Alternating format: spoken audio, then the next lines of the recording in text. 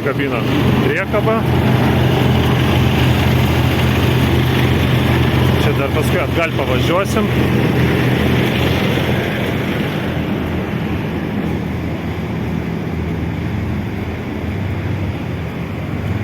Patraukiam šitą.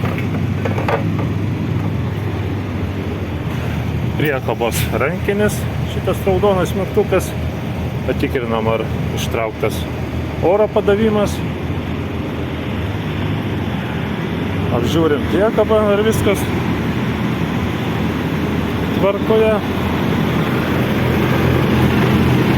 Ir stumam atgal, pavagiam prisikabinti priekabą.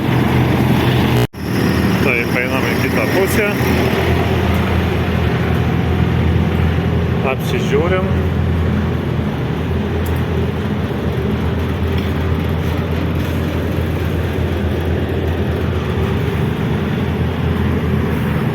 Ir turime nuleisti šitą koją, kuri laiko būtent puspriekabę, kai jinai yra palikta stovėti.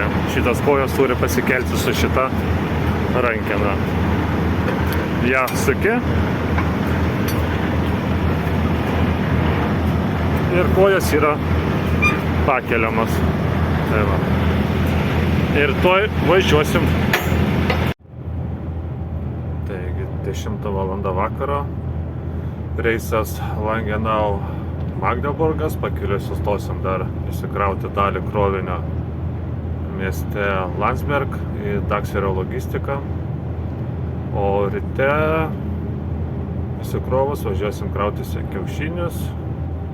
Ir dieną ilsėsimės iki vakaro. Tai vat. Kol kas judam. Be jokių kamščių, be nieko. Geras kelias, geras oras. Tai kol dar važiuojame, iki pirmo iškrovimo galiu truputį papasakoti apie Vokietijos kelius. Na, žinokit, tų kelių Vokietijoje irgi yra ir atkarpų tikrai prastoko. Aišku, yra atkarpų ir tikrai idealių kelių. Nei duobytės, nieko, bet taip aplamai paėmus bendrai Vokietijos visą kontinentą, tai keliai yra tikrai šalių, kur kas geresni keliai. Esu važinėjęs ir Olandijoje, ir Danijoje, sakykime, tos pačios Olanduose tikrai geresni keliai. Net Vokietijos, sakykime, miestelį būna, tai, tragiškai, ta prasme, tu ten su sunkvežimiu net 50 net nepavažiuosi, tiesiog turi pristabdyti net, ant kiek yra gan stiprus. Aišku, ten tokių kaip ir duobių nėra, tiesiog nelygumai visokie, ten jau seni keliai kai kurie vietose. Tai vat, sustosim, pasidarysim pertrauką, nes jau važiuojam 4 valandos, tai vat, degalinę sustosim. Pasidarysim pertrauką ir tęsim kelionę toliau. Čia vat, kadangi parkingai būna naktį daugmaž visi užkišti, tai sustojam dažniausiai kažkur tai vat, prisiglaudę. Svarbu, kad duot pravažiuoti ir kitom transporto priemonėm, neustatyti kelio, svarbiausia. O laikinai sustoti jau galima degalinė jau belekur, sakykime. Svarbu tik tai pravažiuoti, kaip tik galėtum. Kad ir čia, sakykime.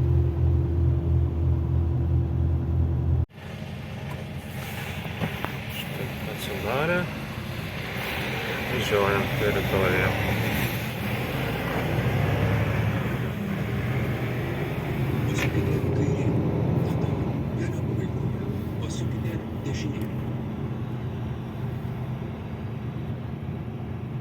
Taip, mūsų rampa yra 706 arba 707. Tai vat.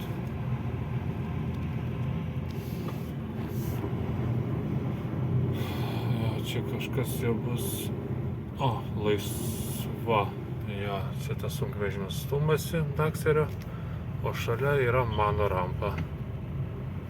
Stumsimės mes šalia, kaip šitas sunkvežimis irgi prisistums prie rampos, kai bus atlaisvintas kelias. Kol kas tiek. Žinoma, šiandien pirmą kartą, tai viską žinau, kas kaip. Žodžiu, čia labai gan greitai, pristumai prie rampos, nereikia niekur eiti, niekur. Galiu tiesiog visada mašinos sėdėti.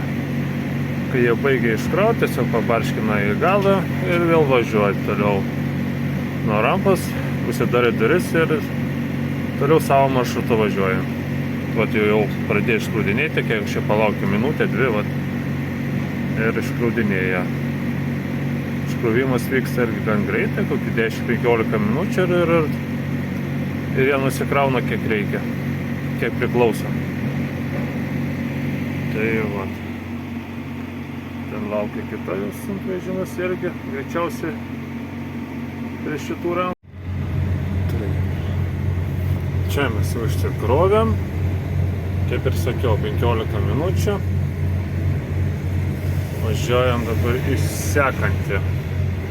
Čia jau bus į Magdeburgas, irgi Dakserio logistika. Ir ten iškraus likusį krovinį. Turime dabar, kiek čia, 2 valandą nakties, važiuoti apie 113 km. Tai vat. Irgi autobanais, greitai nulėksim ir įsikrausim. Na va, štai mes jau Magdeburge, prie rampos, kaip ir Landsberge, 10-15 minučių ir mus iškraus.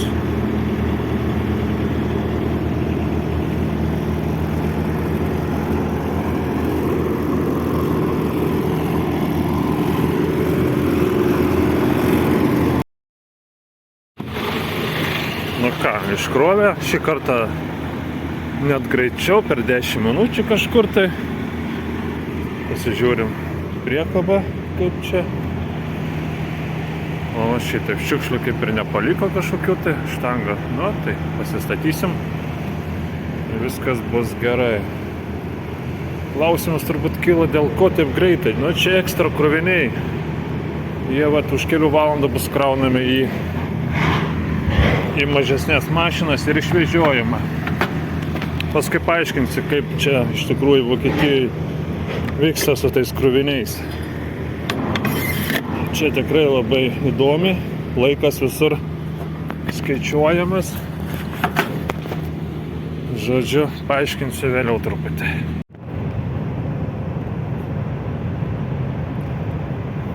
Na, kadangi važiuojame naktį, kažkokių įspūdingų vaizdų nepamatysim. Eismas mažas. Sakykim, čia net su Lietuva lyginant, tai Lietuvoje turbūt dieną net nevažiuoja galbūt tiek mašinų, kiek Vokietijoje naktį. Nu, diena būtų čia labai įtemptas eismas, va šita atkarpa, sakykim, kur važiuoja, tai čia diena oi mašinų. Viena juosta, galima sakyti, pilna sunkvežimio važiuoja, o kitos likusios 2 lengvųjų ten. Taip, ką aš dar norėjau pasakyti apie krovinis. Kodėl mane taip greitai iškraudinėja, sakykim, Dakserio. Na, čia Dakserio logistika, čia dirba jie, būtent ant to dirba, kad viskas greitai, laiku, ekstra. Žodžiu, jau esi kokia firma, sakykim, iš tavęs paima logistiką krovinį, sakykim, vakare. Tai kitos dienos, bet kurioj Vokietijos taške, kitos dienos ryte arba iki pietų jau bus pristatytas. Čia šitaip vyksta. Ir sakykim, jeigu Amazon kažką užsisakai, tai kad ir vakare vėlai užsisakysi, sakykim, kažkokią tai prekę, tai iš Amazon yra galimybė gauti jau kitos dienos ant pietų kažkur, tai žodžiu. Jeigu, aišku, jie turi galimybę, nu, ta prasme, turi sandėlyje tą prekę, kurią užsakiau. Bet dauguma, ką užsakai Vokietijoje Amazon, tai aišku, truputį kainuoja ten, bet ten abonentinis mokestis, bet jeigu daug prekių užsisakinėjai kas mėnesį, tikrai verta ir tikrai apsimoka. visada laiku greitai prekės ateina. Tai va, apie šitos krovinės. Kol kas tiek dabar tuščias, važiuojama krautis kiaušinio iš logistikos nedidelės. Aišku, aš ten jau buvęs esu. 130 km, tai va, 1,5 valandos ir būsim ten. Tai va, kol kas tiek.